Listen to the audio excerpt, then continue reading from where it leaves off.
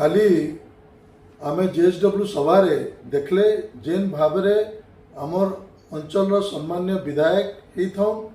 आमर अंचल सम्मान्य मंत्री माने होता जेन भावरे हिनस्ता कराहला अपमानित कराहला सेटा अत्यंत दुर्भाग्यजनक। एवं आमे देखले जे चीफ सेक्रेटरी को पछे भाषण देवार सुजोग दिया गला आमर मंत्री मानकू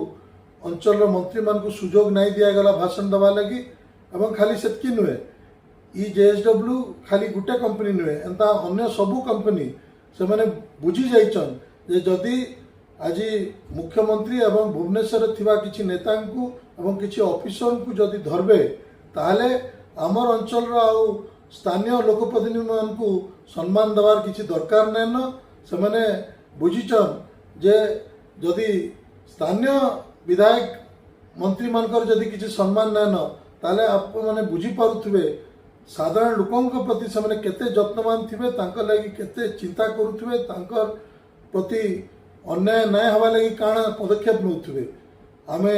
जेन आज सब समस्या देखुचु आमर संबलपुर जिला सुंदरगढ़ जिला झारसुगुड़ा जिला तार मुख्य कारण हला जे आज सेटा नियुक्ति क्षेत्र स्थानीय नियुक्ति क्षेत्र रही थाउ बा प्रदूषण क्षेत्र रही थाउ तार कारण हला ई कंपनी मानकर जेन बेखातिर मनोभाव रही छे आमर अंचल लोक प्रतिनिधि मानक लगी एवं तार सहित से माने स्थानीय लोकंकर भी प्रति शोषण करवा लगी डरबार नहीं। तो एकमात्र बाट होचे आमे दल मत निर्विशेष